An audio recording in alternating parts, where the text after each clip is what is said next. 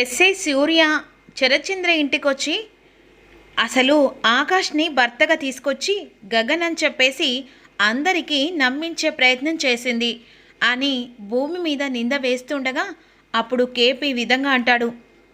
అసలు ఏం మాట్లాడుతున్నావు నా కోడలు గురించి? ఎవరినో తీసుకొచ్చి తన భర్త అని చెప్పేసి అందరికీ పరిచయం చేపిస్తుందా? కన్న కొడుకు చనిపోయాడని చెప్పేసి ఆ కన్న కొడుకు రూపంలో ఇంకోతన్ని తీసుకొచ్చి తన కన్న కొడుకు అని చెప్పేసి నిరూపిస్తుందా? లేనిపోని నా కోడలి మీద నింద వేస్తే మర్యాద దక్కదు. ఇప్పుడు నా కోడలు వస్తుంది కదా, తన నోటెమ్మడే ఆ నిజం తెలుసుకో. ఇంకొకసారి నా కోడలి మీద నింద వేసి తనని అందరి ముంగట పరువు తీయాలంటే మర్యాద దక్కదు సూర్య అని చెప్పేసి ఈ విధంగా కేపీ ఆ ఎస్ఐ సూర్యకు వార్నింగ్ ఇస్తుండగా ఈలోపు మాటలో భూమి వస్తుంది. ఇక ఎక్కడికి వెళ్ళావమ్మా అని చెప్పేసి అడుగుతుండగా, అది నాన్న, నువ్వు ఎక్కడికి వెళ్ళావో నాకు తెలియదు కానీ ఒక్కటి అడుగుతున్నా, నిజం చెప్పు. ఇప్పుడున్న గగనేనా, లేకపోతే గగన్ రూపంలో ఉన్న ఆకాష్ని తీసుకొచ్చి అందరినీ నమ్మిస్తున్నావా? ఏంటి నాన్న నువ్వేం మాట్లాడుతున్నావు? గగన్ బావనే కదా? లేదు, అతను గగన్ కాదని మాకు అనుమానం వస్తుంది. సూర్య కూడా వచ్చి చెప్పాడు. అతని బిహేవియర్ అన్నీ చూస్తూ ఉంటే అసలు ఒక ఆడపిల్లని చూస్తేనే ఆమెడ దూరం ఉండే గగన్ ఇప్పుడు అతని ప్రవర్తన చాలా విచిత్రంగా ఉంది. 100% అతను గగన్ కాదు ఆకాష్ అని చెప్పేసి ఆ ఎస్ఐ సూర్య అంటున్నాడు. లేదు నాన్న, మీరు పొరపాటు పడుతున్నారు. ఆకాష్ రూపంలోనే ఆయన కొడైకెనాల్లో ఉన్నాడు. ఇప్పుడు బావ ఇక్కడికి వచ్చాడు. అయినా అతనికి ఇతనికి ఎంత తేడా ఉందో తెలుసా నాన్న? అవునా బామ, నాది ఒక చిన్న మాట. ఇప్పుడు గగన్ అని చెప్పేసి అక్కడ ఉంది కొడైకెనాల్లో, ఆకాష్ అని భూమి అంటుంది కదా. ఇబ్బంది పడే కంటే మనమే నేరుగా కొడైకెనాల్ వెళ్ళి కలిస్తే సరిపోతుంది కదా బావా. ఇంతలా ఇందులో ముసుగులో గుద్దులాట ఎందుకు అనేసరికి భూమి కంగారు పడుతుంది. సరే నాన్న, మీరు అన్నట్టుగానే వెళ్ళి అక్కడ కలుద్దాం. అక్కడుంది ఆకాష్, ఇక్కడుంది గగన్ అని చెప్పేసి అప్పుడు మీరైనా నమ్ముతారు.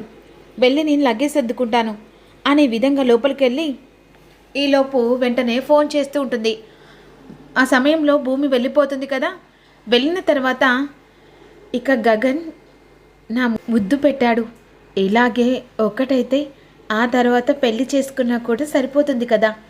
ఇంట్లో ఎవ్వరూ లేరు, ఖచ్చితంగా గగన్ రూమ్లో ఫ్రెష్ అప్ అవుతూ ఉంటాడు. హ్యాపీగా ఎంజాయ్ చేద్దాం అని చెప్పేసి తను ఇక మ్యాచ్ చూస్తుండగా గగన్ అని చెప్పేసి లోపలికి వస్తుంది. ఆ సమయంలో వెంటనే వెనుక నుంచి వచ్చి హక్ చేసుకుంటుంది.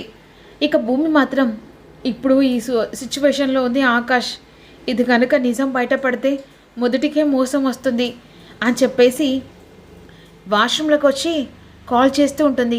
కానీ ఇక్కడ తానతో రొమాన్స్ చేస్తూ ఉంటాడు. అప్పుడు భూమి చెప్పిన మాటలు గుర్తు చేసుకొని ఏయ్ వదులు అని చెప్పేసి ఇక అసహించుకున్నట్టు మాట్లాడతాను. ఇలాంటి బేబీని అలా మాట్లాడడం కరెక్ట్ కాదనిపించట్లేదే, కానీ నేను ఆకాశాన్ని అందరికీ తెలిసిపోతుంది. అసలే నాకు సంతకం పెట్టాలి. అమ్మో అది కనుక చేతిలో వద్దు, ఎక్స్క్యూజ్ మీ వదులు అని చెప్పేసి అంటాడు. అదేంటి గగన్ గారు, ఇందాక మీరు నాకు లిప్ కిస్ పెట్టి సంతోషంగా నాతో మాట్లాడారు కదా, అది అన్ఎక్స్పెక్టెడ్గా జరిగింది. అలా అని చెప్పేసి చొరవ తీసుకొని ఇంకొకసారి నన్ను టచ్ చేస్తే మర్యాదగా ఉండదు, అండర్స్టాండ్? వెళ్ళు బయటికి అని చెప్పేసి వెంటనే బయటికి పంపిస్తాడు. ఈలోపు ఏమైందమ్మా వస్తున్నావా అని అంటుండగా వెంటనే శరత్చంద్ర లోపలికి వస్తాడు. ఇక్కడ ఆకాష్ ఫోన్ లిఫ్ట్ చేయడు. అయ్యో దేవుడా, ఇప్పుడు నిజం బయటపడుతుంది, ఆకాశాన్ని తెలిసిపోతుంది, గగన్ రూపాలో ఉంది ఈ ఆకాశాన్ని తెలుసుకున్నాను. ఇక ఈ రోజుతో నేను అనుకున్న ప్లాన్ మొత్తం ఫెయిల్ అయిపోతుంది అని టెన్షన్ పడుతూ ఉంటుంది. అనుకున్నట్టు భూమి, సూర్య, శరత్చంద్ర ఇక అందరు కలిసి వెంటనే ఆకాష్ వాళ్ళ ఇంటికి కొడైకెనాల్కి వస్తాడు.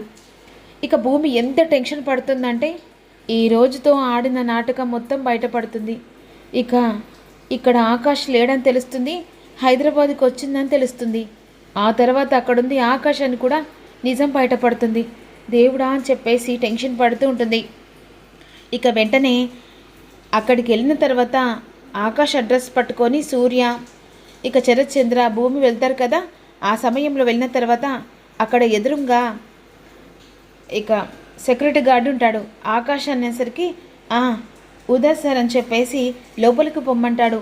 ఇక వెంటనే అక్కడ లోపలికి వచ్చిన తర్వాత ఇక గిటార్ పట్టుకొని వాయిస్తూ ఉంటాడు. ఇక్కడ భూమి మాత్రం చాలా టెన్షన్ పడుతూ ఉంటుంది.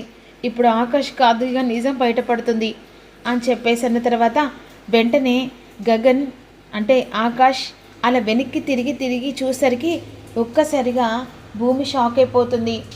ఇక వీడేంటి, సంథింగ్ ఈజ్ రాంగ్, వీడు అక్కడున్నాడంటే ఏదో జరుగుతుంది, వీడు ఇక్కడుండడం ఏంటి, నో వే అని చెప్పేసి సూర్య టెన్షన్ పడుతూ ఆలోచిస్తూ ఉంటాడు.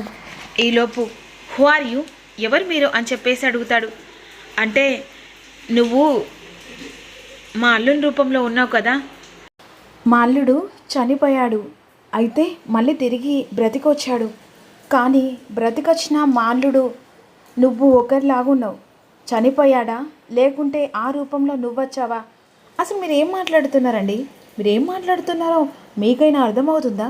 అంటే మీ అల్లుల్లాగా ఉన్నానని చెప్పేసి ఇక్కడికి నేరుగా నా దగ్గరకు వచ్చి నన్ను డిస్టర్బ్ చేస్తున్నారా? అంటే మీ అల్లుల్లాగా ఉన్నానని చెప్పేసి ఇక్కడికి రావడంలో అసలు మీరేంటో మీకు అర్థమవుతుందా? రావడమే కాకుండా ఇప్పుడు నేను చాలా బిజీగా ఉంటాను, నన్ను చాలా డిస్టర్బ్ చేశారు, వెళ్ళండి అని చెప్పేసి కోపంగా ఆకాష్ అంటాడు. అక్కడి నుంచి వీళ్ళు ముగ్గురు కలిసి వెళ్తారు. చూసావు కదా నాన్న, అక్కడుంది గగన్ బావే, ఇక్కడుంది ఆకాషే. సంథింగ్ ఈజ్ రాంగ్, అసలు ఏదో తేడా కొడుతుంది.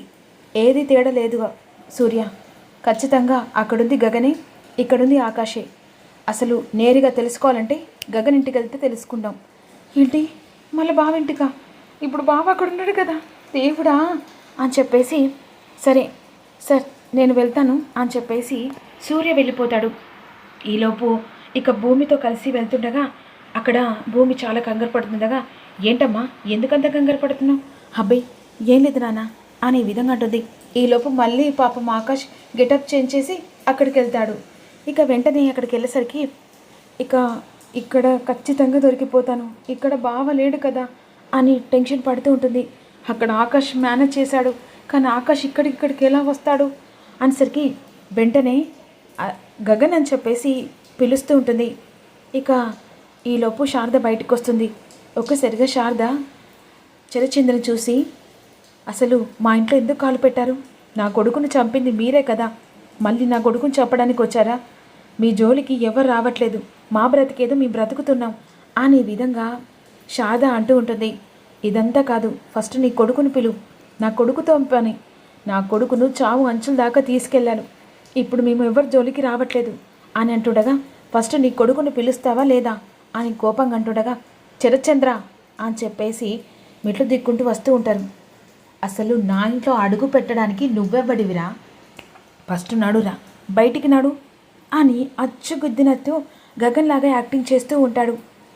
అసలు ఈరోజు నేను చావు అంచుల దాకా వెళ్ళి వచ్చింది నీ వల్లేరా, వదిలిపెట్టను, ఆ సూర్యగాని వదిలిపెట్టను, అపూర్వను వదిలిపెట్టను, నిన్ను వదిలిపెట్టనురా, ఒక్కొక్కరిని ఇక నేనెలా ఆడించుకుంటానో వెయిట్ అండ్ సీరా.